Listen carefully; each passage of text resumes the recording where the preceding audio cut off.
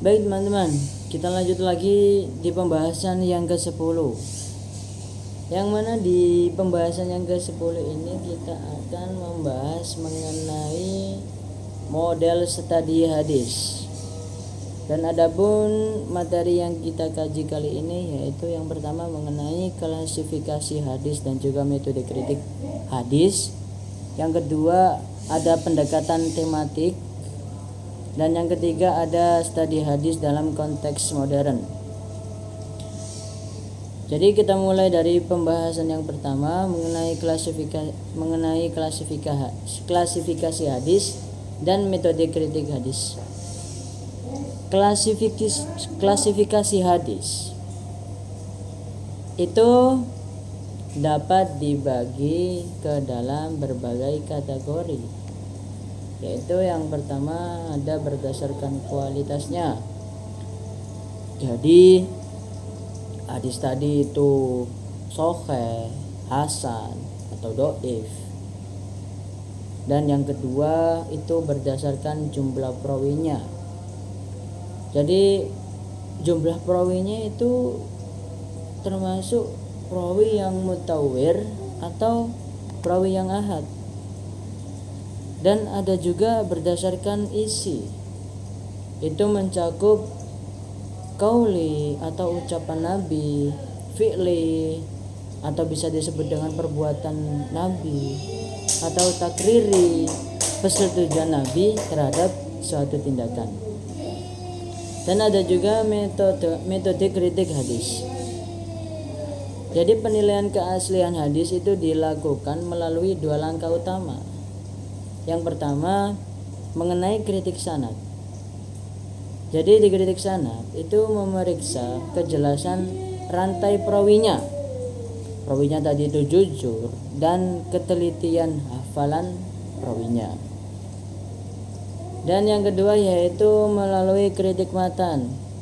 Menilai isi hadis agar tidak bertentangan dengan Al-Quran, hadis yang lebih kuat, akal yang sehat maupun fakta ilmiah. Jadi kedua metode ini itu memastikan supaya hadis yang digunakan itu benar-benar terpercaya atau sahih. Dan kita lanjut di pembahasan yang kedua yaitu mengenai pendekatan tematik. Baik. Jadi pendekatan tematik itu meneliti hadis berdasarkan satu tema tertentu seperti akhlak. Jadi kita itu terfokus pada satu tema ya, itu kayak seperti akhlak, pendidikan, kepemimpinan atau lingkungan dan lain-lain ya teman. Jadi prosesnya itu meliputi yang pertama menentukan tema utama terlebih dahulu. Yang kedua itu mengumpulkan seluruh hadis yang relevan. Dan yang ketiga itu mengkaji kualitas sanad dan isi hadisnya.